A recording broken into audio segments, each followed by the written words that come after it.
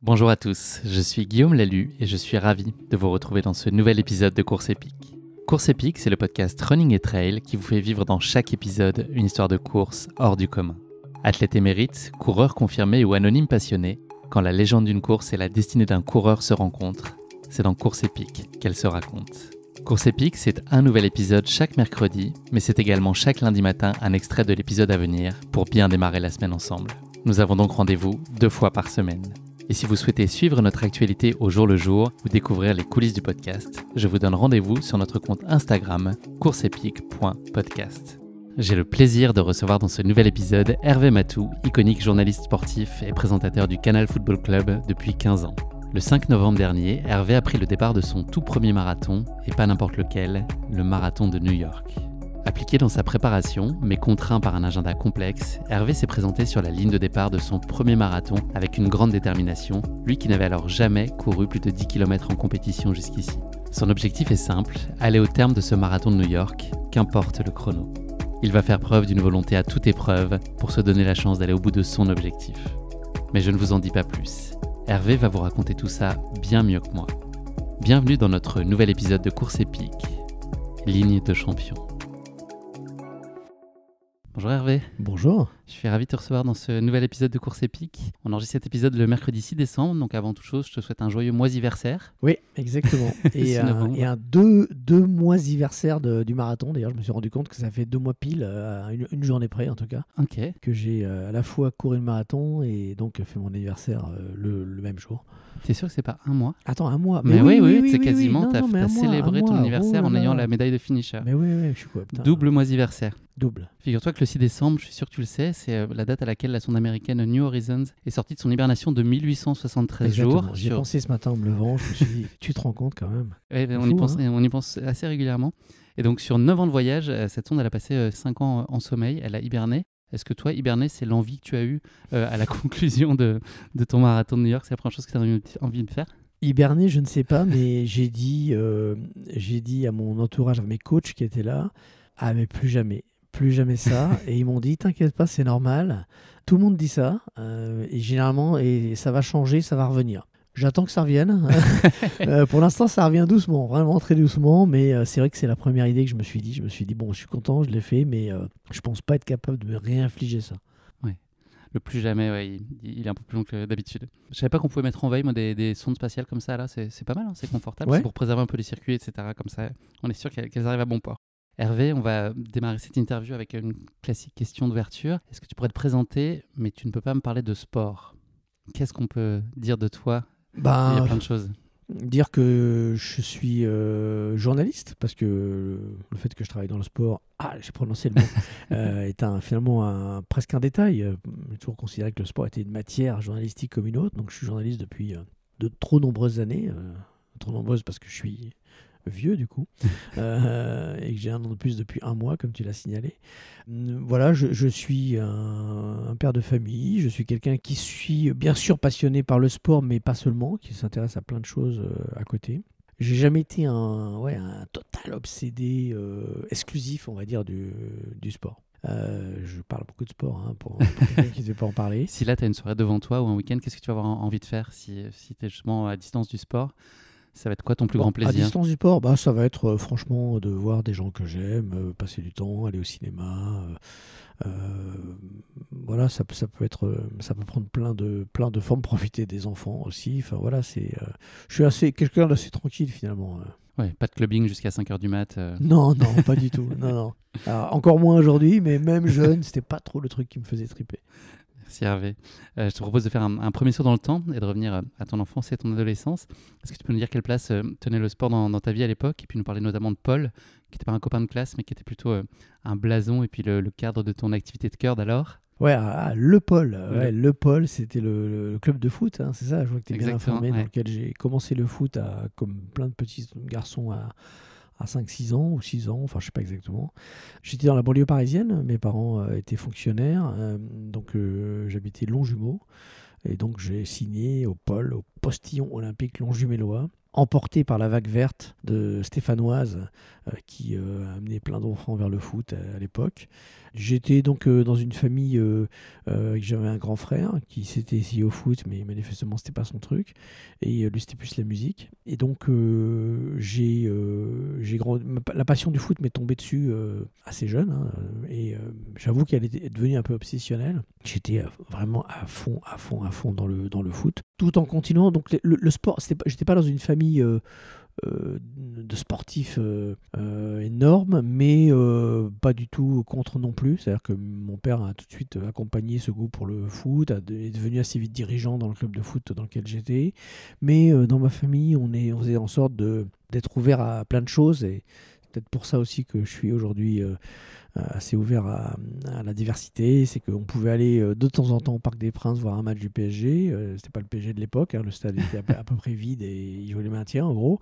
Et aussi aller au théâtre, voir des trucs un peu pointus, aller à des expositions. Enfin voilà, il y avait une sorte de diversité de loisirs voulue par mes parents pour nous ouvrir un peu l'esprit. Tes ambitions sportives là, et footballistiques de l'époque, elles étaient de quel ordre? Et puis est-ce que l'esprit de compétition, c'est quelque chose qui t'habitait et qui t'amenait à te surpasser? Non, pas d'esprit de compétition très très développé.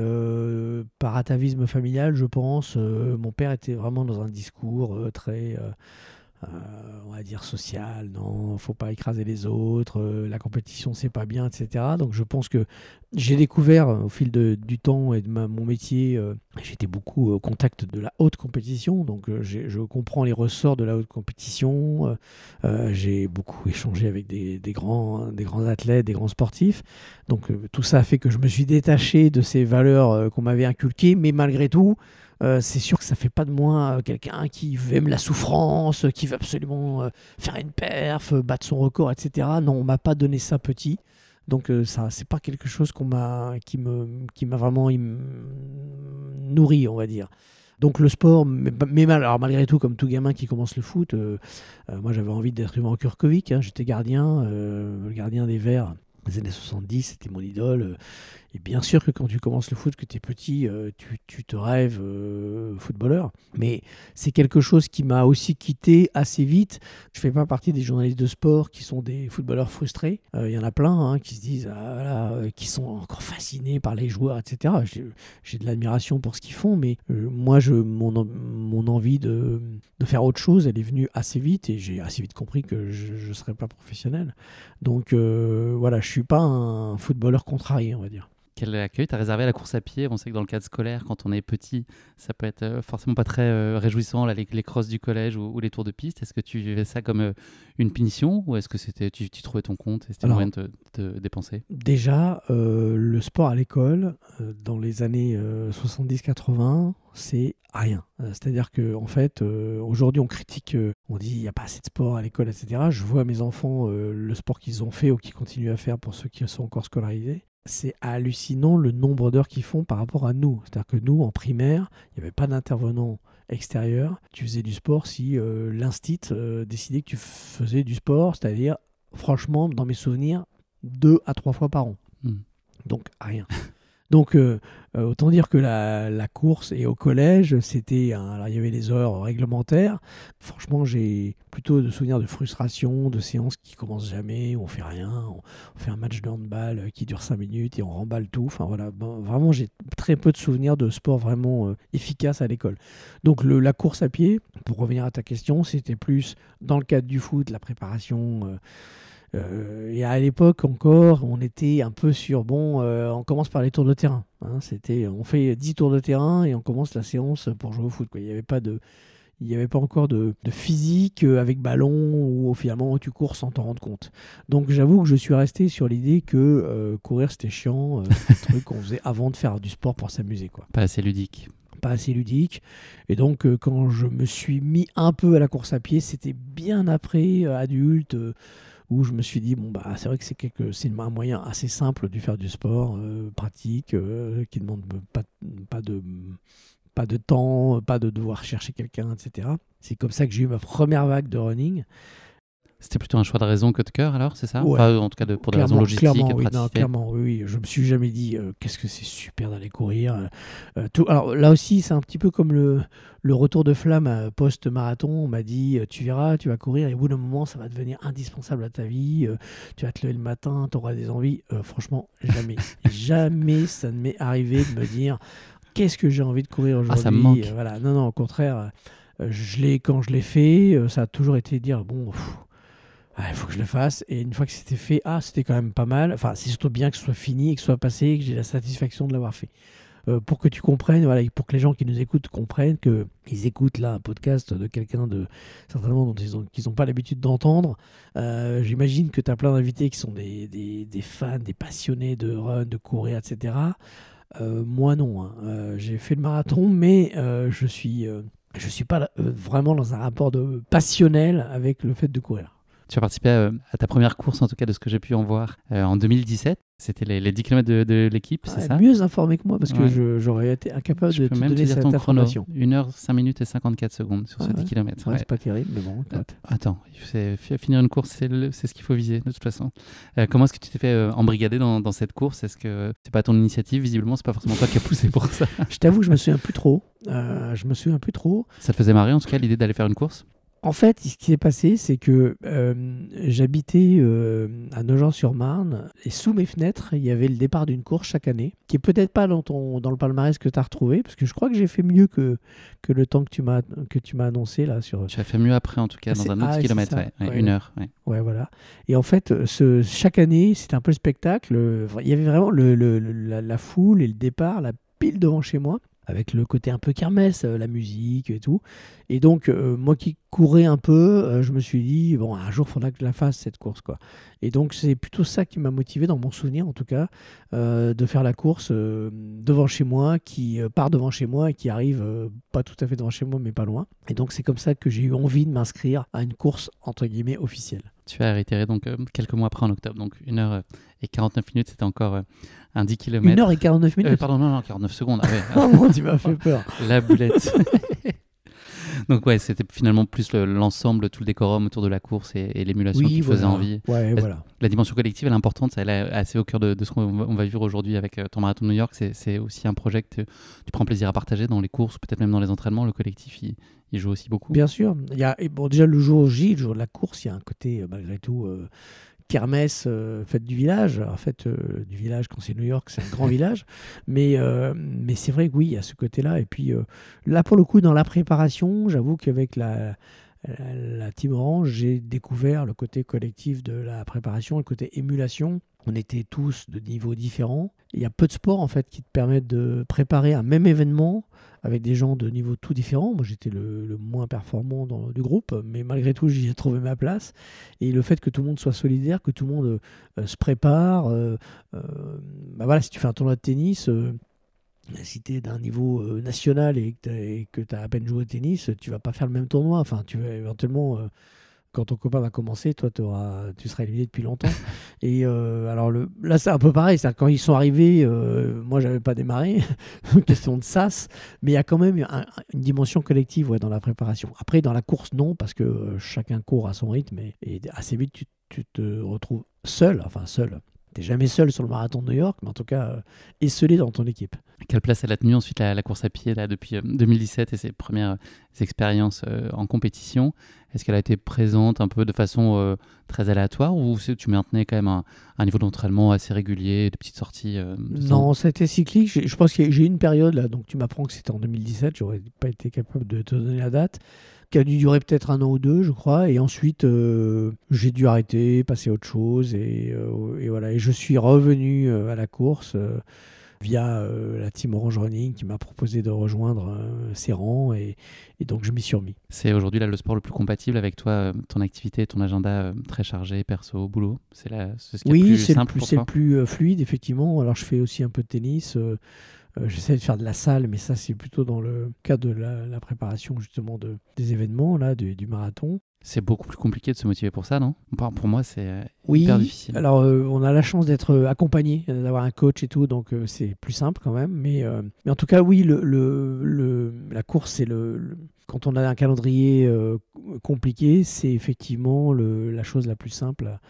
Tu regardes, tu dis tiens là j'ai un trou jeudi matin entre 10 et 12, je vais pouvoir le faire quoi. Oui, c'est clair. Est-ce qu'aujourd'hui c'est quand même malgré tout une source d'accomplissement ou est-ce que c'est juste tu as fait ce que tu avais à faire ou est-ce que ça peut quand même être une source de satisfaction la douche d'après elle est quand même bien, Oui. les hormones sont au taquet et Ouais, puis mais t'as pris du plaisir. Oui, alors voilà, quand même je ressens ça, comme je te le disais, je ressens surtout le plaisir de l'après, de se sentir bien, de sentir son corps, d'être plus affûté, la douche d'après dont tu parles, tout ça, oui, voilà. Mais c'est plutôt l'avant qui, c'est le manque d'allant au départ, quoi, voilà. Mais On regrette jamais, c'est ce qu'on dit en tout voilà, cas. on regrette jamais. Et puis, ce qui est vrai, comme plein de choses dans la vie, c'est que plus tu en fais, plus tu es porté par ça. Et dans le sport, ce qui est terrible, c'est que plus tu t'arrêtes longtemps, plus c'est difficile de relancer la machine. C'est impitoyable hein, pour ça, le sport. Quand tu reprends après un mois d'arrêt, tu as l'impression d'avoir jamais fait de sport. Mais par contre, c'est vrai que quand tu es dans un cercle vertueux, que tu t'imposes des séquences et des séances régulières, c'est de moins en moins dur d'y aller, quoi. C'est plus en plus gratifiant effectivement avec le temps. Sans parler là de tes dispositions physiques, mais ça va être en lien avec la course qu'on va raconter aujourd'hui. Comment tu t'auto-apprécies en termes de détermination de mental? Est-ce que tu penses que tu as de la ressource? Tu vois, est-ce que en termes de qualité, est-ce que tu considères que tu es quelqu'un qui est prêt qui se donne les moyens en tout cas d'atteindre ses objectifs quels qu'ils soient et donc ça se traduit aussi en course avec ou en tout cas quand tu te lèves le matin de ne pas lâcher? J'aurais eu tendance à dire que j'ai un mental de moule, vraiment pas terrible. Et en fait, je crois que c'est faux. Et des gens m'ont dit, mais non, tu te rends pas compte, tu as un super mental. Alors, je navigue entre ces deux idées. Je sais pas trop. C'est-à-dire que ce qui est sûr, c'est que j'ai pas un mental à vouloir me faire mal, à aller me mettre dans le rouge de manière en y prenant du plaisir. J'ai pas ça. Mais tu lâches pas non plus. En revanche, malgré tout, je ne lâche pas. On va parler du marathon, mais à aucun moment je me suis dit pendant le marathon, et Dieu sait qu'il a duré longtemps en ce qui me concerne, que j'allais abandonner. J'étais certain que j'allais arriver au bout. Donc je pense que malgré tout, quand je me donne des objectifs, je me donne les moyens de le faire et je les tiens, mais dans une sorte de forme de confort. Voilà, j'essaye pas je recherche pas la douleur en fait, voilà. Est-ce que si on avait eu cet échange il y a 10 ans, qu'on avait été beaucoup plus jeune et fringant, est-ce que si je t'avais dit, je t'avais félicité pour ton marathon, est-ce que tu m'aurais cru? Est-ce que tu aurais cru ça possible? Je suis déçu déjà que tu me trouves pas fringant, mais on l'est. Mais en fait non, en fait moi le marathon ça a toujours été pour moi quelque chose d'inatteignable et même que je n'avais jamais envisagé d'objectiver, quoi, d'avoir comme objectif. Quelque part, je réponds aussi à la question précédente, c'est que quand j'ai évoqué le marathon, mes enfants, les plus grands, m'ont dit toi, faire un marathon, mais n'importe quoi, jamais tu y arriveras, tu ne pourras pas. Et en plus, tu n'as pas le mental pour ça, tu n'as aucun mental. Parce qu'ils voient que je suis plutôt un jouisseur, que j'ai plutôt envie quand on fait du sport. C'est pas que j'ai pas envie de gagner, j'ai envie de gagner, mais c'est jamais très grave en fait, de perdre. Je suis plutôt le gars qui assez vite va faire chambrer, se marrer, voilà, mais je suis pas un mauvais perdant au sens que j'ai pas envie de. Tu prends ça avec légèreté. Voilà, donc ils m'ont dit non mais toi, jamais de la vie tu feras un marathon. Et c'est pour ça que je l'ai fait. Je lui ai dit ah bon, vous dites ça, vous savez quoi, je vais le faire. Mais bon, avant que je me lance dans ce truc, parce que le problème c'est que une fois que tu as dit à tes enfants mais oui ok, vous me défiez quelque part, je vais le faire. Passer l'effet où tu as fait le mariole, faut s'y mettre. Donc c'est là que commence le plus difficile. Faut délivrer la cam. Je t'aurais dit jamais de la vie je vais me lancer là-dedans, quoi. Non, ça c'est clair. Ce qui est paradoxal parce que j'aurais été mieux armé il y a 10 ans qu'aujourd'hui, quoi. Merci beaucoup Hervé pour cette rapide présentation et introduction. On va passer à notre séquence du questionnaire de Proust qui va nous permettre d'en savoir un peu plus sur tes goûts et tes aspirations. Est-ce que tu es prêt pour ça, Hervé? Je vais essayer, ouais. Première question de ce questionnaire, le souvenir d'enfance qui est le plus précieux pour toi? J'ai pas de, et heureusement je dirais, j'ai pas de souvenir, un souvenir comme ça qui se dégage de manière plus précieuse que d'autres. Je dirais que ce que j'ai reçu de plus précieux, en tout cas, je pense que c'est l'amour de mes parents, tout simplement. Je pense que c'est la condition préalable pour pouvoir en donner à son tour, pour pouvoir faire preuve d'attention et d'amour vis-à-vis des autres, des gens qu'on aime, mais pas seulement. Et donc je crois que voilà le coussin précieux que j'ai reçu et qui fait que je suis ce que je suis, c'est ça, c'est d'avoir reçu finalement beaucoup d'amour et d'avoir le souvenir d'une enfance heureuse. Ça joue peut-être là, par rapport à ce que tu disais tout à l'heure, ce que tu n'es pas grand-chose à prouver en fait finalement, sportivement ou quoi que ce soit. Finalement, Oui. tu n'as rien à démontrer. Et aussi peut-être aussi pas d'envie d'aller se faire mal en fait. Je pense que des gens qui ont souffert, il y a le concept de résilience qui peut être un atout dans la vie aussi. Voilà, quand tu as souffert, il y a des choses qui sont dures que tu peux pas donner, mais certainement que tu as plus d'accoutumance à de la souffrance, plus d'envie d'aller prouver des choses. Et j'ai pas du tout vécu dans un milieu particulièrement fortuné, quoi que ce soit. J'ai une famille moyenne, mais j'ai vécu dans une ouate, non pas de confort matériel, mais De bienveillance, de d'attention, bienveillance, de voilà, confiance. exactement. Et c'est il y a des choses que ça ne te donne pas en termes de force, de violence, qui peut être utile. Mais je reste persuadé que c'est malgré tout avant tout, enfin c'est un cadeau. Quelle est l'émotion que tu gères le moins bien? L'émotion que je gère le moins bien, je dirais les émotions que je gère le moins bien, c'est les émotions des autres finalement. Je me sens moi capable personnellement d'encaisser plein de choses, voire tout. Bon, à part, bien sûr, des choses très violentes qu'on peut imaginer, mais ce que je gère le moins bien, c'est la détresse des autres, soit des gens qui me sont proches, soit même des gens inconnus.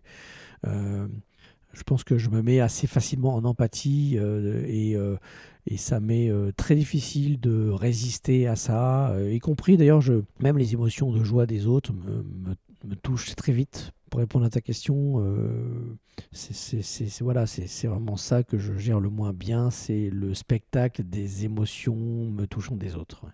Est-ce que c'est des choses que tu peux éviter ou est-ce que tu les embrasses et tu composes et toi Un tu peu les deux, t'exposes? c'est-à-dire que tu t'exposes, mais avec le temps, tu apprends aussi parfois à te protéger parce que tu peux pas être une éponge. Donc tu es obligé de temps en temps de tenir à distance tout ça parce que tu te connais et que tu peux pas, pour reprendre une expression qu'on entend parfois, embrasser toute la misère du monde. Donc quand tu sais que tu es un peu quelqu'un d'empathique, à la fois tu l'acceptes, mais de temps en temps il faut que tu te protèges parce que tu peux plus, tu peux pas. Tu peux pas, voilà, il faut à un moment donné se tenir à distance pour ta propre survie, on va dire. Troisième question de ce questionnaire, le talent que tu aimerais le plus avoir? Je crois que ce serait une forme d'esprit d'entreprise qui fait transformer de manière rapide une idée en projet. Je fais partie de ces gens qui ont plein d'idées et qui se dit que ça reste des idées parce que je me dis bon, ouais, faudra, ça va, je vois tout de suite les obstacles et je connais à contrario des gens autour de moi qui ont une idée le lundi et le mardi matin ils la mettent en branle et ils n'ont pas peur de tous les obstacles, ils foncent en fait. Et moi, je peux assez vite être saisi par le syndrome de l'imposteur quand je suis pas dans mon domaine, me dire ouais, mais là, bon, est-ce que je vais être crédible?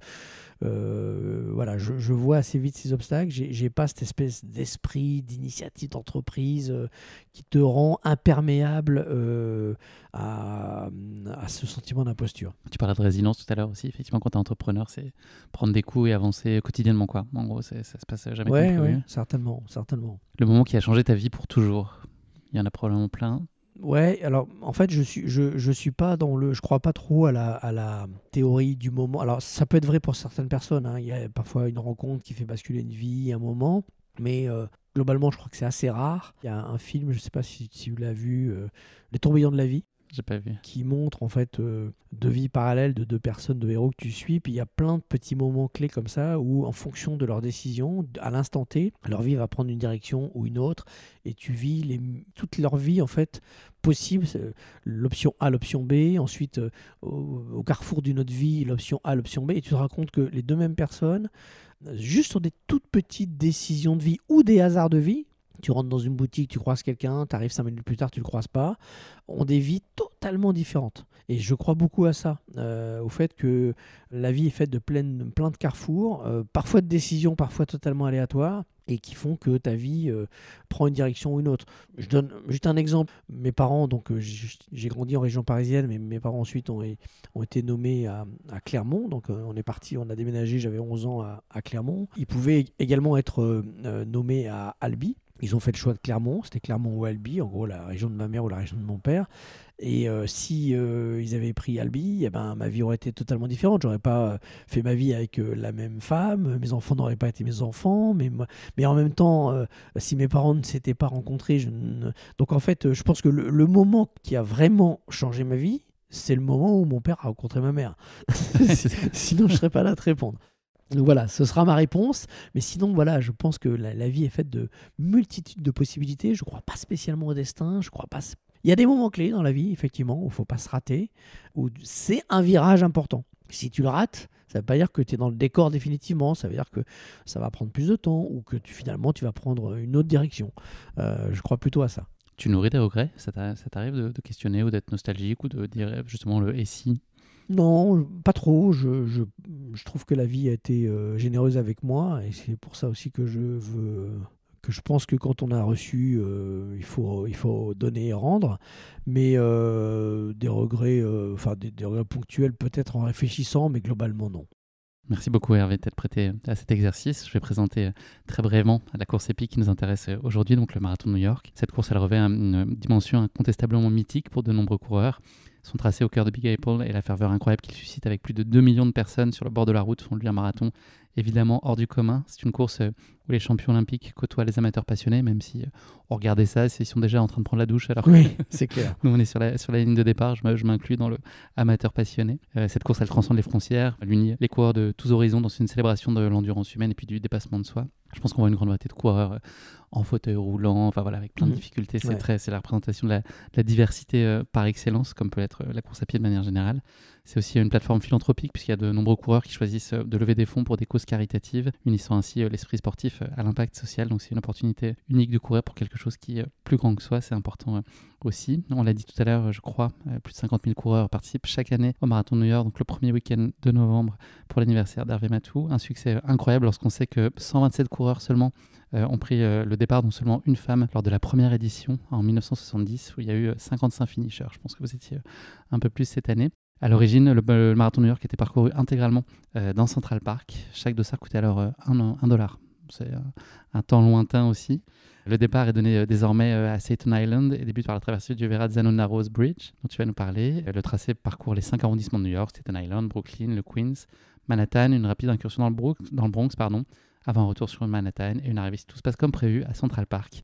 Et puis on n'est pas sorti du bois encore à Central Park. Là, je crois qu'il y a encore des petits coups de cul, comme on dit dans le jargon trail, qui sont un peu robustes à ce moment-là de la course. Donc la course est tenue cette année le 5 novembre. Départ programmé à 8h pour les concurrents pro en fauteuil roulant, puis les coureurs handicapés, les élites femmes, les élites hommes, avant que 5 vagues de départ pour tous les autres coureurs ne s'élancent à partir de 9h10. Le record de l'épreuve, il a été battu cette année en 2h04,58 par l'athlète éthiopien Tamira Tola. Et le record féminin, il tient depuis 20 ans. Il m'a lâché dans le dernier. Ouais, c'est ça. Ouais. Je crois que tu as fait un croche-patte.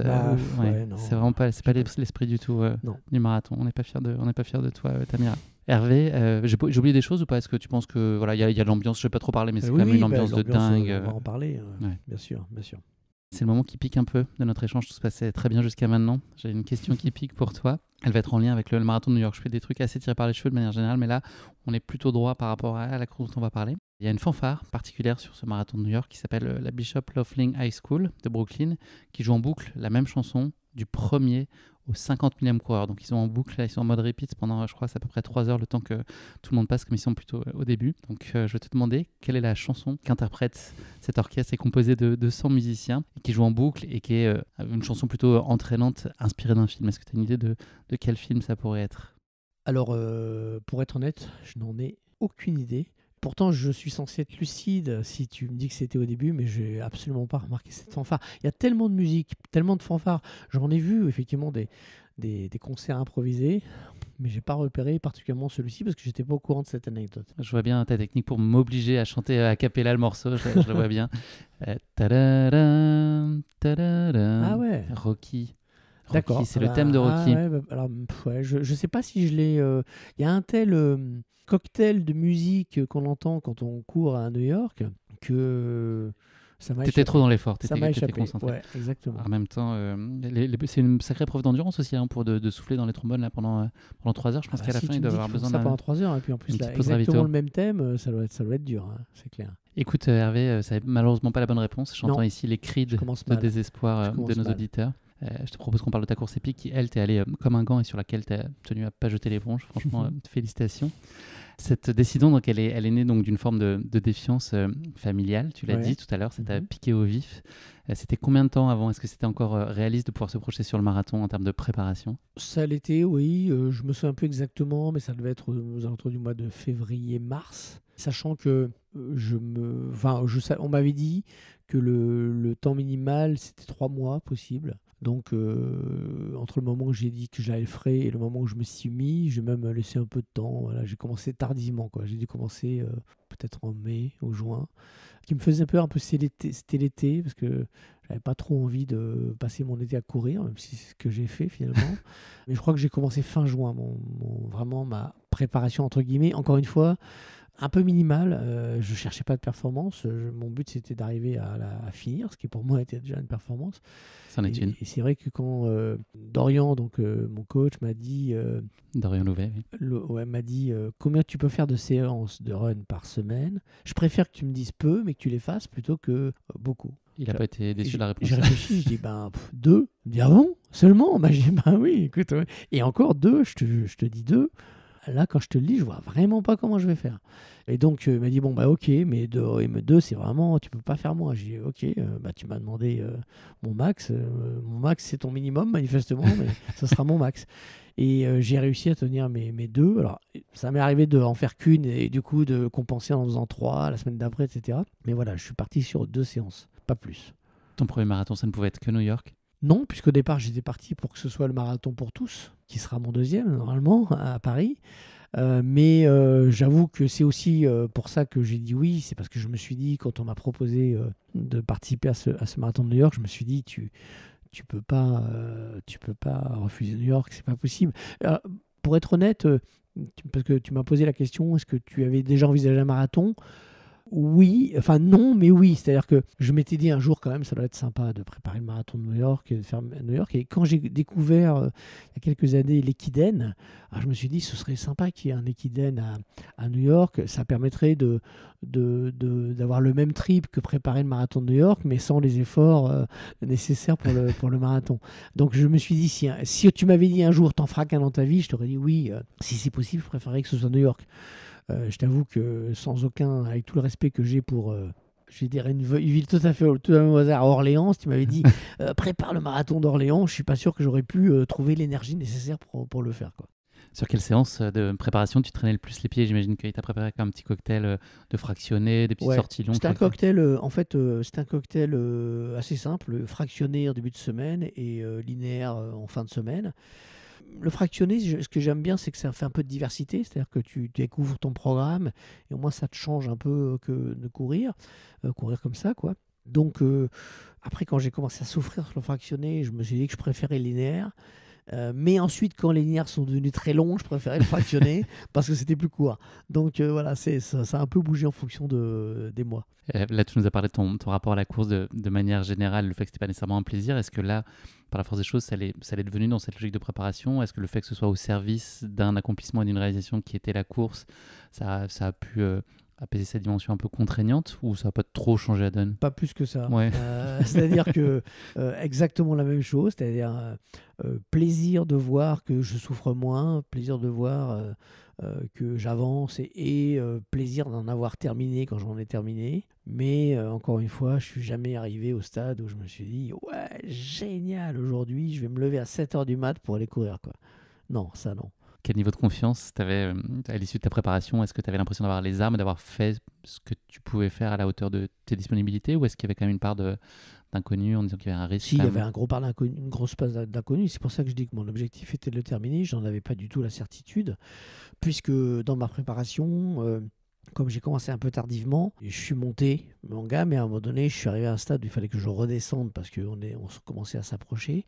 Et donc, je n'ai jamais couru avant le marathon plus de 25 km. Mon max, c'était 25.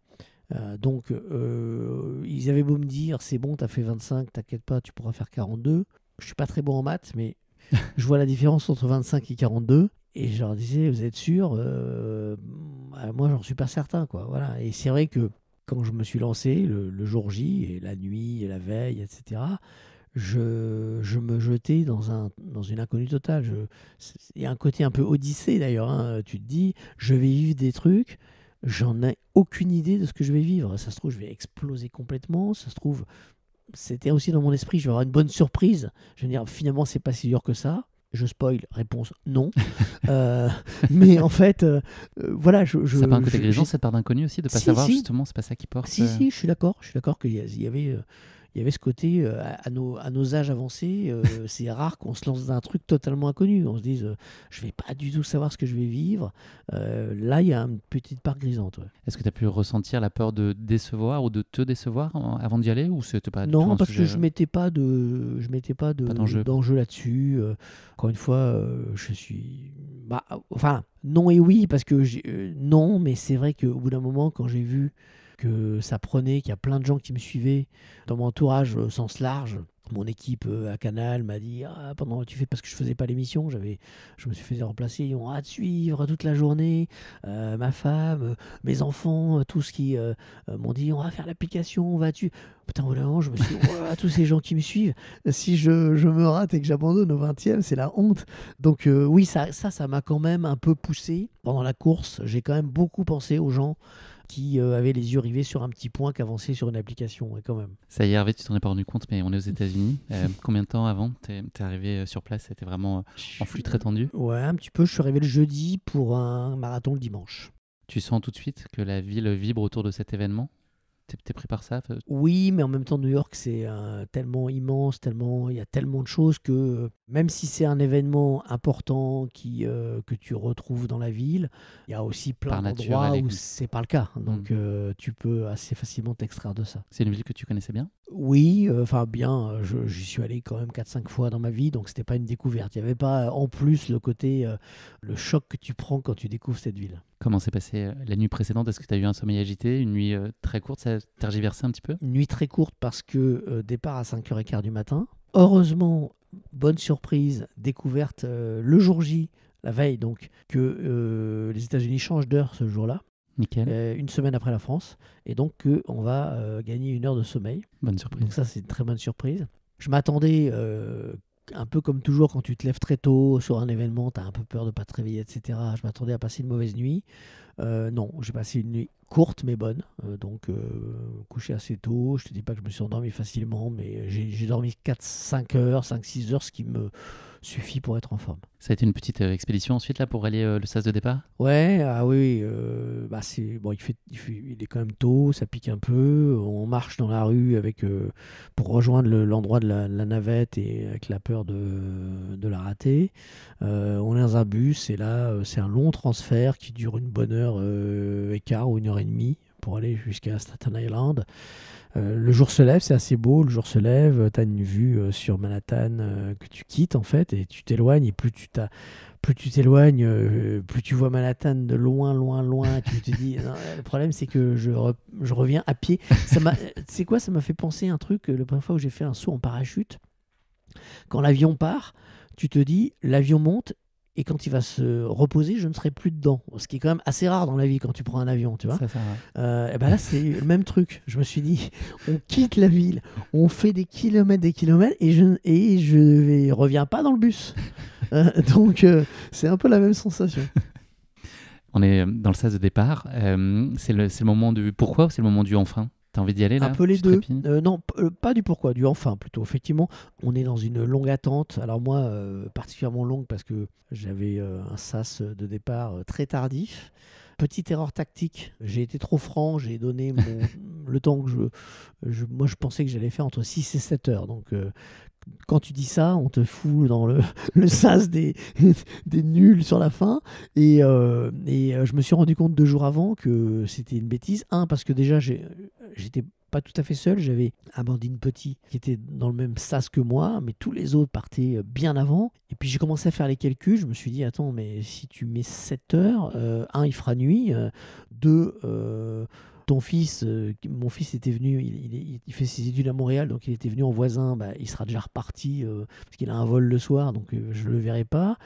Et voire même, je vais rater mon avion parce que moi, je repartais dans la foulée. J'avais une grosse contrainte professionnelle dès le lundi. Donc, je me suis dit, mais je vais devoir courir et aller directement à JFK, quoi, à l'aéroport. Donc, Petit coup de pression donc je me suis dit, supplémentaire. merde, c'est pas du tout le bon sas. Donc, on a eu une pression avant, avec Amandine, d'essayer de se greffer dans le sas des membres de notre équipe, de certains en tout cas, et de gratter des sas. Et c'était hyper stressant parce que on s'est dit que ce serait facile. Non, c'est les Américains, donc Ça négocie pas. ça négocie, mais c'est hard. Donc on a réussi à s'immiscer après de moult péripéties dans un sas qui nous a fait gagner 1h30. Et c'était vraiment salutaire, il fallait le faire. L'idée, c'était de faire la course en solitaire, ou il y avait Amandine avec qui tu avais peut-être prévu de faire le premier kilomètre? Amandine était la seule qui était dans le même sas que moi, donc, mais je savais que ses performances étaient meilleures que moi, donc je savais qu'on ferait les premiers kilomètres ensemble, mais pas plus que les premiers kilomètres. Et je lui ai dit, parce que moi, on m'avait dit surtout, arrête-toi à tous les ravitaillements, auquel j'ai répondu, ne vous inquiétez pas, il n'y a aucun risque avec moi, oui, je vais m'arrêter, pas de problème. Et dès le premier ravitaillement, qui doit être au kilomètre 5, je me suis arrêté 10 secondes, mais pour prendre un peu d'eau, et elle, je lui ai dit, trace, vas-y Amandine, parce que de toute façon, tu seras devant moi. Et elle est arrivée une demi-heure avant moi, je crois. Et donc, je ne l'ai plus jamais revue. Et après, je me suis retrouvé seul. Tu avais les idées claires, là, justement, sur la partie, sur ton allure, sur la nutrition, sur... J'avais un plan que je n'ai pas du tout pu tenir. J'avais un plan qui était sur les conseils d'une de mes coachs. Elle m'a dit, il faut que tu fractionnes. Elle m'a dit, le marathon commence au 30e, ce que tout le monde dit. Et si tu te ménages pas un petit peu avant, tu vas pas tenir. Donc elle m'avait dit, fais 7 km et tous les 7 km, tu t'octroies 1 minute de marche. Comme ça, tu as un objectif. C'est vrai que 7 km, c'est pas non plus énorme quand on est un peu entraîné. Donc tu as un petit objectif de récompense, d'apaisement, pas trop long non plus, 1 minute de marche, mais c'est toujours ça à prendre, et tous les 7 km. Donc je suis parti avec cette idée, sauf que ce que je n'avais pas prévu, c'est que ma montre, un peu tombée en rade, assez vite, j'ai vu qu'elle prenait pas du tout les bonnes distances, parce que je suis arrivé au premier miles, donc 1,5 km ou 1,6 km, elle annonçait 700 mètres. Donc je me suis dit, c'est quoi ce bordel? Je pense qu'il y avait trop de montres en fait connectées. Donc les 3 premiers ou 4 premiers kilomètres, elle m'a envoyé des informations qui étaient fausses. Donc j'ai voulu la trifouiller et je l'ai remise à zéro. Donc plus de repères. Plus de repères de temps ni de kilomètres. Mauvaise nouvelle aussi, c'est que les kilomètres ne sont pas indiqués sur la course. Enfin, ils sont indiqués tous les 5 ou 10 kilomètres. Et l'air de rien, c'est pas un détail, parce que l'air de rien, un panneau de kilométrage, c'est une petite récompense. Un panneau de miles, la récompense, elle est beaucoup plus rare. Il y a 26 miles et non plus 42 km. Donc j'étais dans un néant spatio-temporel qui m'a fait complètement abandonner ma stratégie, en fait. Comment s'est passé là, le tout départ, le passage du fameux pont là, de départ vers Verrazzano? Est-ce que c'est des souvenirs particulièrement forts, l'ambiance? Ouais, le tout premier, fatalement, t'es frais, t'es content, tu te rends pas compte de ce qui t'attend. Tu sais que tu ne t'en rends pas compte, mais tant mieux, voilà. J'étais avec Amandine petit, tranquille, on discutait, on se marrait, on regardait autour de nous. En fait, c'est comme un départ. T'es porté, parfois on a tendance à partir un peu vite, justement, Oui, et à alors, s'emballer. voilà, je faisais en sorte de ne pas d'être très prudent là-dessus. Pas sûr que je l'ai tenu d'ailleurs, peut-être que j'étais un tout petit peu au-dessus, mais globalement j'étais bien. Le premier objectif que j'avais, et je pense que pas mal de gens devaient être comme moi, pour pas se projeter sur 42 bornes, c'est l'arrivée sur Manhattan. Tu te dis, Manhattan, en gros, c'est au 27e ou 26e. Quand j'arriverai à Manhattan, j'aurai fait tout le chemin là, de bus qui t'a fait peur le matin. Tu seras revenu un peu à la maison. Ça sent l'écurie ou presque. Voilà, exactement. Ça ira. Donc, c'est l'objectif. Et je m'attendais à ce que la traversée de Brooklyn parce que quand tu regardes la carte, c'est une immense ligne droite de 15 bornes quasiment, hein. Donc tu te dis ça va être l'enfer. Et finalement c'est pas l'enfer, c'est plutôt une bonne surprise, parce que l'avenue là, je crois que c'est la 4e avenue de Brooklyn, elle est assez sympa en fait. Je m'attendais à une sorte de truc dans le vent, un faux plat, enfin ouais. Et surtout l'ambiance dont on m'avait parlé est incroyable, quoi. Voilà, c'est non-stop. Et donc, beaucoup de distractions autour de toi. J'avais prévu, j'avais des écouteurs pour écouter soit de la musique, soit des podcasts. Et en fait, j'ai pas pu. J'en ai pas eu besoin et j'ai pas pu. De toute façon, parce qu'à un moment donné, j'ai essayé, mais t'entends rien.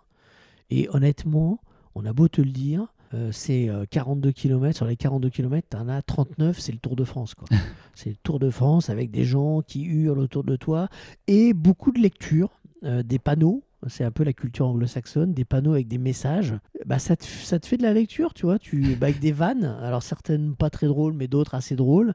Donc tous les 10 mètres, t'as un truc à lire qui te fait marrer. T'as eu le champignon pour accélérer, là, le champignon de oui, Mario. Alors ça, j'y suis jamais allé parce que je me suis dit, si tu y vas, tu vas dépenser de l'énergie. Si tu fais le Mario maintenant, tu vas le regretter plus tard parce que il y a un moment où tu t'aurais dit pourquoi j'ai fait 20 mètres pour aller appuyer sur ce putain de champignon qui ne sert absolument à rien. Donc je me suis gardé de le faire. Mais donc j'ai été quand même assez distrait par l'ambiance et cette traversée de Brooklyn qui est quand même assez longue, c'est un souvenir assez plaisant quand même. En plus parce que j'étais encore frais. Tu passes ensuite par le Queens là, avant d'approcher de Manhattan. Il y a donc le mur dont on a parlé tout à l'heure qui en théorie est au 30e. Et il avait rendez-vous un petit peu plus tôt là cette fois. Ouais, je sais pas qui le scientifique. Le gars s'est trompé. Il a mis le mur beaucoup plus tôt pour moi en tout cas. En fait, déjà il y a le premier pont qui est donc le deuxième pont puisqu'on a eu le premier au départ là. J'ai demandé à une nana à côté de moi. Est-ce que c'est le pont qui nous mène à Manhattan? La fille n'a pas su me répondre, elle m'a dit je sais pas et tout. J'avais l'espoir que ce soit ça. En fait, je me suis réfléchi, j'ai dit, mais non, pourtant j'avais étudié le parcours, mais là je commençais à être un peu moins lucide. Je me suis dit non, mais je crois pas. Et effectivement, j'ai vu que c'était le pont qui nous menait au Queen.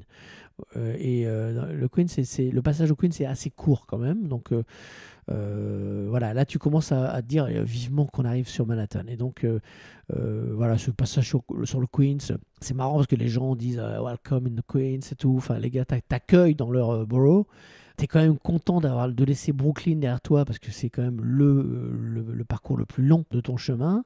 Et tu te retrouves sur ce pont immense qui mène à Manhattan. Et là, c'est là que j'ai commencé à marcher pour la première fois parce que le pont monté quand même, c'était vraiment un faux plat assez important. Il y avait beaucoup de densité, beaucoup de monde. Et troisième raison, c'est que je savais que mon fils, que j'avais déjà vu une première fois au 12e kilomètre, m'attendait à l'arrivée sur Manhattan. Et je me suis dit, si je me tape ce pont, je vais être mort. Et si je peux éviter d'arriver en marchant sous le regard des gens d'Orange et des supporters et de mon fils, donc je vais marcher tout de suite, comme ça je ferai le mec fringant à la sortie du pont. Donc j'ai marché sur le pont, j'ai repris ensuite, arrivé sur Manhattan et je comptais beaucoup. Donc je savais que... Alors déjà sur le pont, il y a la mi-parcours, quoi, le semi-marathon. Et donc là, tu te dis, merde, je m'attendais à plus. Non, c'est le 25e kilomètre, donc c'est plus que le semi. 25e kilomètre, j'avoue que je m'attendais à plus. J'espérais voir le panneau 30. Et là, comme les kilomètres sont assez peu indiqués, là, enfin le kilomètre. 25, petit coup moral, ouais. Je me suis dit, merde, 25 seulement. Et là, je sais que surtout, j'arrive au stade où tout ce que je vais faire, je ne l'ai jamais fait, puisque j'ai couru que 25 dans ma vie, au max. Entrer sur Manhattan, tu te dis, je vais être porté par la foule, oui, mais ça dure pas longtemps. Tu rentres sur la première avenue. Certes, tu es content d'être à Manhattan, mais tu déchantes très vite parce que tu te retrouves... donc, j'ai pas vu ni mon fils ni les gars d'Orange. Il y a tellement de foule que je les ai pas vus. Et là, tu as une perspective, tu as la première avenue devant toi, tu as un faux plat montant, donc tu vois au bout. Et au bout, c'est comme si tu regardais de la lune, en fait. C'est quasiment 7 bornes, je crois. 7 bornes, tu vois... tu te dis non, c'est pas possible, je vais pas devoir aller au fond là-bas, et quand je serai là-bas au fond il me restera 15 bornes. Donc là honnêtement la première avenue je peux plus la voir en peinture. Tu te dis toujours pas que tu vas mettre le clignotant et t'arrêter, c'est toujours pas une option? Non, c'est un peu, à aucun moment je me dis que je vais devoir arrêter. Par contre t'as un peu peur que le physique t'y contraigne parce que à partir donc là on rentre sur Manhattan, c'est le 26e kilomètre. Ça commence à tomber comme des mouches autour de toi. Il y a plein de gens qui s'arrêtent, qui met toujours des petits coups au moral, ça. Qui vomissent, sont sur des civières. Tu te dis, ah ouais, d'accord. Bon, là, on rentre dans le dur quand même. J'avais un copain que j'ai reçu dans le podcast qui disait ça sent la défaite. Et c'est un peu l'image aussi. Genre, part vite, ça sent la défaite. Ça sent la bataille, le terrain de la bataille napoléonienne avec les gars qui commencent à partir sur les brancards, tu vois. Et donc, en fait, tu sens aussi que ça peut te tomber dessus. Donc tu lèves de moins en moins les jambes. Au début, je pensais pouvoir faire des levées de genoux, tu vois. Et d'ailleurs, Dorian m'avait dit non, fais pas ça parce qu'au bout d'un moment, tu vas partir en crampe si tu fais ça. Et donc, effectivement, donc mon genou a commencé à me faire souffrir dans cette première avenue. J'ai senti que mes mollets étaient quand même, pouvaient partir en crampe, que à l'aine, ça pouvait partir en crampe. Donc, en fait, tu avances doucement. Mais en tout cas, mentalement, je me suis pas dit. Là, j'en peux plus, je vais arrêter. Jamais. Jamais. Mais par contre, je me disais, faut pas que ça me tombe dessus. Si je pars en crampe, comment je vais faire, quoi. Il y a de la place quand même pour des moments de plaisir, même très épisodiques et très furtifs, ou ça n'est que souffrance? Non. Est-ce que tu arrives à t'émerveiller quand même de certains instants et tu picores? Voilà, en fait, tu as toujours ce spectacle de la rue. Tu as les concerts improvisés, les gens, les enfants, alors sans faire d'effort d'aller taper sur le truc pour champignon magique, voilà, ouais. mais tu as comme des petits enfants qui te tendent la main et tu leur tapes dans les mains et tu sens que ça les rend heureux, tu sais pas pourquoi, ils doivent te prendre pour un sportif de haut niveau, un héros, je sais pas, avec leurs yeux d'enfant, tu vois. Oui, c'est un spectacle en fait, voilà. C'est pour ça que je te dis, malgré tout, la magie de New York, elle opère, c'est-à-dire que je me vois pas courir, être au 30e dans une campagne, quoi. Dans les vignes même, je sais qu'il y a des marathons dans les vignes. C'est horrible. Enfin, moi, je pourrais pas. T'as l'impression que t'avances pas. Les vignes, c'est toujours. Il y a des dégustations de vin souvent en ravito. Ouais, ça peut peut-être compenser. Certes, mais ça suffirait pas à me motiver. Non, là, quand même, t'as ce spectacle de la rue qui te porte. Et puis, l'air de rien aussi, même si ça peut avoir un côté décourageant, la numérotation des rues à la new-yorkaise, les blocs, qui fait que ça te donne, si tu vois avenue Jean-Baptiste Clément, pas trop d'indices. T'as pas d'indices là, tu vois. Alors, ça peut avoir un côté décourageant aussi, quand même. Hein, 48e rue, 49e rue, 50e rue. Et en fait, on arrive dans le Bronx à la 130e, un truc comme ça. Donc, c'est quand même long, mais ça te donne des objectifs. Et d'ailleurs, puisque c'est là que j'ai commencé à alterner, je me suis dit, comme ma montre avait rendu l'âme, enfin, j'avais pas trop de repères où j'en étais, je me suis dit, tu cours 10 blocs et tu vas marcher 2 blocs. Après, je me suis dit, bon, c'est trop, tu vas courir 7 blocs et tu vas marcher 3 blocs. Après, je me suis dit, tu vas courir 5 blocs et tu vas marcher 2 blocs. Après, je me suis dit, tu vas courir 2 blocs et tu vas marcher 2 blocs. Bon, et plus ça allait, plus c'était dur. Mais voilà, j'ai fonctionné comme ça, en me donnant des objectifs. Je me dis, je cours jusqu'au prochain feu rouge. Et ensuite, je marcherai un peu. Enfin, voilà, là, j'étais quand même dans le dur, quoi. C'était pas dans les villes, mais la 5e avenue, elle était un peu du même tonneau. Exactement, tu rentres dans le Bronx, court. c'est assez court le Bronx, c'est un peu mythique quand même, tu te dis je suis dans le Bronx, t'as encore l'image, même si ça a changé justement des années 80 où si tu rentrais dans le Bronx, tu n'en sortais pas en fait, tu en sortais en morceaux, donc là tu dis c'est ça le Bronx, machin, bon t'es dans le sud du Bronx, c'est un peu pipolisé on va dire, enfin c'est devenu c'est gentrifié. Voilà, gentrifié, c'est le mot que je cherchais. Ensuite tu rentres, donc tu arrives à Harlem et là tu refais la 5e avenue en sens inverse. Ce qui est mieux, c'est que tu n'as pas la perspective comme la première avenue, parce que tu as des parcs qui cassent un peu la ligne droite. Et tu arrives dans un espèce de parc, là, à la sortie d'Harlem, où quand j'avais regardé la carte, je me suis dit, si tu arrives là, tu pourras te considérer comme presque arrivé. Et donc là, je suis quand même content d'être là. Mais bon, tu vois aussi le fameux, le nouveau gratte-ciel qu'ils ont fait là, et donc je savais que l'arrivée était au pied de ce gratte-ciel, tu la vois quand même, et ça te paraît très loin. New York, c'est une ville particulière, parce que même quand tu y vas en touriste, tu marches énormément sans t'en rendre compte, parce que ce système de blocs, tu regardes, tu dis, on est à 5 blocs, c'est pas grave, on est 50e rue, on va à la 35, c'est pas grave. Mais tu fais assez facilement beaucoup de kilomètres. Et quand Manhattan, moi ça m'est arrivé de descendre de Central Park au sud, à la pointe sud de Manhattan à pied, ce qui fait 18 ou 19 km, en fait sans s'en rendre compte. Parce que à la fois le spectacle permanent, mais quand tu vois ce que tu as fait, l'air d'un, tu te rends compte que c'est énorme. Et là, c'est pareil, tu vois, tu te dis, waouh, le gratte-ciel là, qui est près de l'arrivée, il est quand même très loin. Donc voilà, mais quand même, tu sens que ça sent l'écurie, quoi. Voilà, tu te dis waouh. Et tu arrives à Central Park, et là, tu te dis, j'en ai tellement rêvé d'arriver à Central Park, qui est quand même le sas d'arrivée finalement, que tu as un côté c'est fini, mais c'est pas fini, parce qu'il te reste 7 ou 8 km, je crois, de mémoire. Et donc, c'est quand même, quand on a fait 35, c'est pas rien. Et puis c'est aussi voilà, effectivement des collines, des montées, des descentes. Voilà, donc tu es à la fois grisé par ce côté, la foule qui est là, machin, le côté, ça sent la fin, mais c'est pas tout à fait la fin. En tout cas, c'est une fin qui dure. Les tout derniers mètres, là, tu te sens habité par beaucoup de satisfaction, un état un peu euphorique? Euphorique, Ou... non, parce que tu n'as pas l'énergie pour être euphorique. Donc Dorian m'a rejoint, il m'attendait. Bon, lui, il n'a pas fait le marathon, mais il l'a fait 4 fois, je pense. Il faisait Il les suivait un peu tous les glaces, coureurs du voilà. team. J'étais le dernier de la team, donc il m'a rejoint, il m'a dit...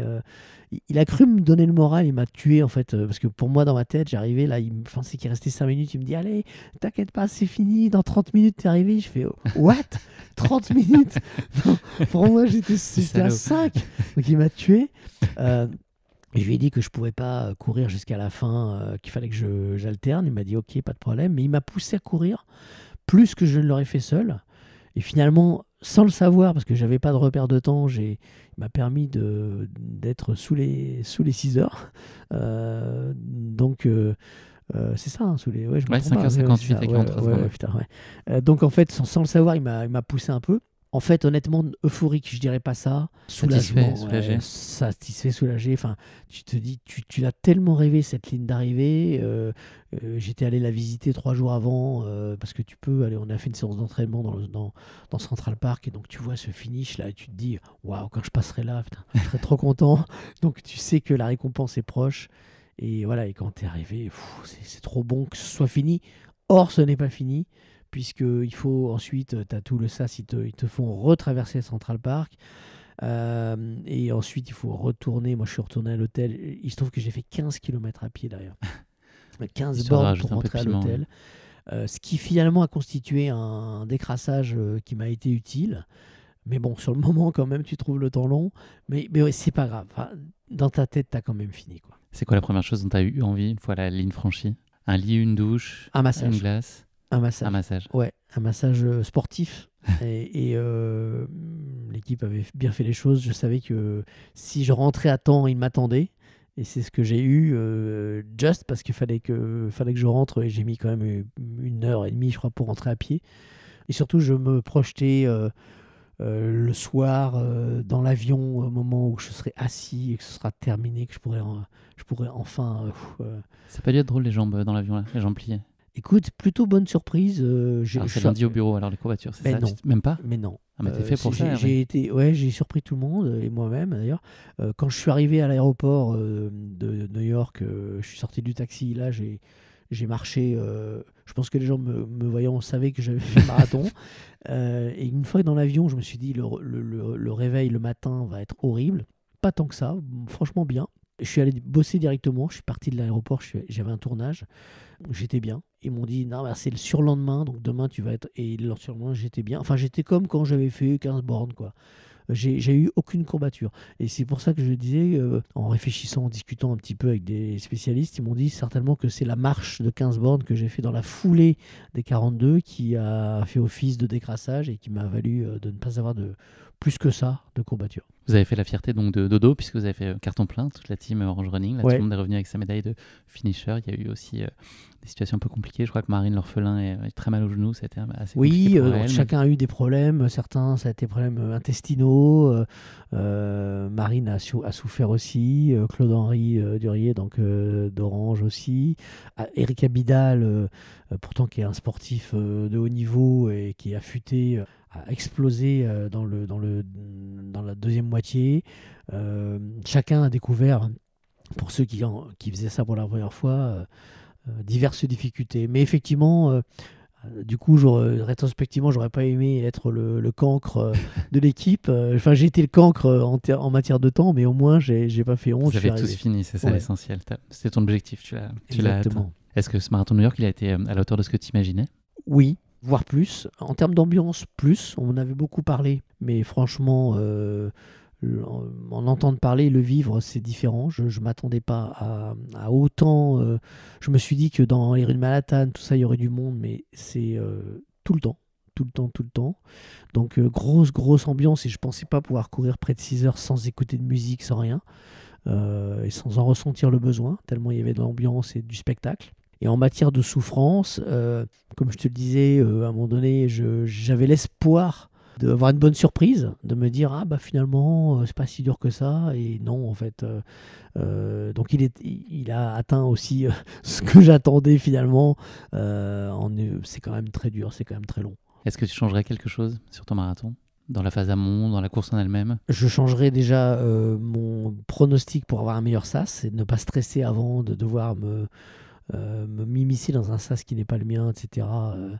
Voilà. Et ensuite, oui, j'ai trop bu, contrairement à ce qu'on croit, parce qu'après, on m'a alerté là-dessus. On m'a dit, il faut que tu t'hydrates, faut que tu t'hydrates. Donc, j'ai beaucoup, beaucoup bu. Et du coup, j'ai dit, mais comment ça se passe si tu as envie d'aller aux toilettes pendant que tu cours? On me dit, non, t'inquiète pas, tu vas transpirer. En fait, non, si, j'ai fait des arrêts pipi constamment qui m'ont beaucoup retardé. Donc, je boirais moins si je le refaisais. Qu'est-ce que cette course, elle t'a appris sur toi? Que j'avais pas un mental aussi merdique que ce que je disais, parce que des gens m'ont dit, qui me connaissent bien, m'ont dit non, mais tu te rends pas compte, en fait, t'as un mental dingue, sous un aspect au départ qui peut sembler, je tourne tout en dérision, je suis pas un compétiteur dingue, etc. J'ai pas envie de me faire mal, enfin tout ça. Malgré tout, quand je me fixe un objectif, je le fais. Voilà. Si tu devais retenir une image de ce marathon de New York, la première qui te vient là quand je te dis ça. À 1 kilomètre de l'arrivée, mon fils dans Central Park m'attend et je vais le voir et on s'embrasse. Voilà, on est dans les bras l'un de l'autre. Et je repars, il reste plus qu'1 kilomètre et je vais pas le revoir derrière parce qu'il est reparti. Il a repris son avion dans la foulée, donc le temps que je rentre à l'hôtel, il était parti. Voilà, celui-ci. Et puis, en termes de parcours, bizarrement, mais j'en ai parlé avec d'autres qui ont eu un peu le même souvenir que moi. Enfin, la partie qu'ils ont préférée, c'est dans Williamsburg, là, après Williamsburg, dans Brooklyn, donc un endroit qui, lorsque tu regardes la carte, te paraît assez banal, mais je trouve que c'était là qu'il y avait l'ambiance la plus incroyable. Et le cadre, l'avenue était très sympa, elle était bordée d'arbres. Enfin, c'était un quartier que je connaissais pas. Et j'ai adoré ce passage. Je m'attendais à ce que le Manhattan me porte plus que ça. C'est plutôt dans Brooklyn, là, cet endroit que j'ai adoré. Merci beaucoup Hervé d'avoir partagé avec nous ton marathon de New York épique. La bonne nouvelle, tu nous l'as dit tout à l'heure, c'est que tu rempiles en 2024 avec le marathon pour tous, le marathon des JO, oui. Normalement. Est-ce que c'est comme en parachute, là, c'est plus dur la deuxième fois, là, quand on sait qu'on a déjà expérimenté la première fois, ou est-ce que tu vas t'en servir? C'est une expérience qui va finalement t'aiguiller, te faciliter la tâche? J'aurais tendance à... Enfin, je pense que un peu les deux, fatalement. Il y aura moins cette part d'inconnu, mais je crois quand même que c'est plus dur de savoir. Tu perds ce côté un peu découverte. Et puis le parcours du marathon pour tous et du marathon olympique, puisque c'est le même, est particulièrement difficile, avec un gros dénivelé. Ça fait un peu peur. Mais bon, voilà.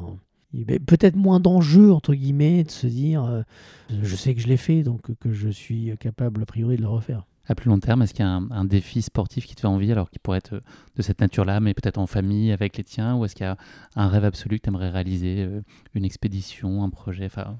Non, pas trop de choses de cet ordre. J'ai déjà fait un équidène en famille, donc peut-être refaire des choses comme ça, où le côté un peu équipe me plaît bien. Mais pas de... on va pas, la famille Matou va pas partir au pôle Nord en raquette ou un truc comme ça. Non. Ouais. En autonomie, non. En autosuffisance. Non, okay. pas trop. Hervé, c'est la dernière question de ce podcast. C'est pas le mot de la fin, c'est le motto de la fin. Est-ce que tu aurais une devise à partager avec nous, ta propre création ou une devise existante? Une devise, je ne sais pas, mais en tout cas, quelque chose qui me porte, que j'essaie de m'appliquer, c'est une phrase banale qu'on a tous déjà entendue, mais à laquelle j'adhère, c'est être sérieux sans se prendre au sérieux. Pour moi, je trouve que le monde est rempli de trop de gens qui se prennent au sérieux, dans ce qu'ils font, dans ce qu'ils sont. Dans ce qu'ils pensent être. Dans ce qu'ils pensent être, ouais, souvent d'ailleurs. Et moi, je pense qu'il faut, il y a des choses, parfois, il faut rassembler son énergie, être sérieux, etc. Mais il faut jamais se prendre au sérieux, quoi. Voilà, on est peu de choses. Rien n'est vraiment jamais très grave. En tout cas... voilà, dans le monde quotidien. Voilà, il faut rester cool, y compris et dans ce qu'on réussit. Quand on réussit une performance sportive, il faut savoir relativiser. Je veux dire, moi, ça m'arrive de jouer au foot avec des gens, tu as l'impression qu'on joue la Coupe du Monde. Alors que moi, souvent, d'ailleurs, les journalistes de sport qui, du coup, fréquentent les sportifs de haut niveau et le sport de haut niveau, tu les vois jouer au foot derrière, ils ont l'impression d'être. Et moi, ça me fait l'effet inverse. Je me dis, non, mais ce qu'on fait nous par rapport à eux, c'est même pas du foot. Enfin, donc, faut arrêter de se prendre la tête, quoi. Donc, il y a ça. Et puis, professionnellement, les gens se prennent trop au sérieux, quoi. Donc, voilà, c'est un peu ça que je porterai en étendard dans mes valeurs. Et que tu as très bien porté pour partager avec nous cette course. Merci beaucoup de nous avoir vu dans tes baskets ton marathon de New York. Une course sur laquelle tu as fait preuve quand même d'une grande détermination, on peut le dire. Bravo à toi pour cette performance. Et puis ce statut de marathonien, on ne peut pas te l'enlever, ça y est, tu es marathonien, tu l'as fait. N'en déplaise à ta famille qui n'y croyait pas. Tu as une médaille que tu peux ressortir à tout moment et porter fièrement autour du cou. Même si c'est... Alors pour le coup, je ne suis pas non plus... ça, c'est un peu en écho avec ce que je viens de dire. Je vais pas faire un cadre avec ma médaille. Je sais même pas où elle est d'ailleurs, je t'avoue. Voilà, je m'enorgueillais pas de ça. Ce qui m'agace un peu parfois, c'est que quand tu as fait une performance très modeste, ce qui est mon cas, un temps pas terrible, il y a beaucoup de gens qui disent oh c'est nul machin. Et tu as envie de dire mais écoute, fais-le. Puis, alors déjà il y a des gens qui l'ont fait. Alors effectivement, qui l'ont fait en 3h30 et je trouve qu'ils ne sont pas trop dans l'esprit du running, de mépriser les gens qui font moins. Il y a ça. Et puis il y a ceux dont tu sais qu'ils ne le feront jamais et qui te disent oh, moi, si c'est pour faire ça, ça ne m'intéresserait pas. Et bon, ben voilà, tu l'as fait en bagnole en fait. Donc ça, c'est vrai que c'est un peu agaçant. Mais donc, et d'ailleurs, je trouve que quand les gens te disent ah, t'as fait le marathon, c'est quoi ton temps? C'est quoi ton temps? Cette espèce d'obsession du temps m'agace un peu. Qu'est-ce qu'on s'en fout? Enfin, le champion, tu m'as dit, il a mis 2 heures. Donc, de toute façon, oui, effectivement, quand tu es un peu dans les choses du running et tout, ça t'intéresse de voir la performance, mais pourquoi toujours demander un temps pour relativiser la performance ou au contraire la valoriser? On s'en fout, en fait. On court tous pour autre chose que le temps, parce que surtout à notre niveau et à mon niveau, le temps, c'est très secondaire. C'est la beauté de la course à pied, hein. C'est dans le même environnement, le même parcours, la même médaille. Il y a juste une différence, c'est le chrono qui est au-dessus. Et fondamentalement, tout le monde s'en fout. Il y a cette notion d'échelle que moi aussi, je prends plaisir à défendre ici en laissant le micro à des coureurs amateurs, anonymes, des grands champions. Mais finalement, ils sont réunis par une passion. Et puis, chacun essaie de se dépasser à la hauteur de ce qu'il peut. Et c'est ça qui est finalement important. On y arrive, on n'y arrive pas, on essaye. Merci beaucoup Hervé, puis rendez-vous sur la ligne de départ. Moi je serai aussi au marathon pour tous, donc rendez-vous le 11 août je crois, c'est ça à peu près. Exactement. En pleine forme. Exactement. Ça veut dire courir un peu l'été ça par contre, tu vas pas y couper. C'est ça le problème. Ouais. C'est ça le problème. Bon, barbecue rosé, on mettra ça en pause quelques semaines. Ouais, c'est ça. On sera peut-être dans le SAS, mais c'est pas sûr. Hein. J'espère t'y revoir en tout cas. Merci pour ton temps Hervé, c'était un plaisir. Avec plaisir. Merci d'avoir écouté cet épisode. Si vous l'avez écouté jusqu'ici, c'est qu'il vous a probablement plu. Alors n'hésitez pas à noter le podcast et rédiger un avis sur votre plateforme d'écoute favorite. C'est essentiel pour soutenir ce travail indépendant. Cela ne vous prendra que quelques secondes et ça change beaucoup de choses pour le podcast. Et pour être sûr de ne manquer aucune course épique à venir, n'oubliez pas de vous abonner sur votre plateforme d'écoute. Merci encore infiniment pour votre soutien, votre fidélité et vos chaleureux messages que je lis et auxquels je réponds avec un immense plaisir. S'il vous plaît, continuez. À très bientôt pour une nouvelle course épique, évidemment.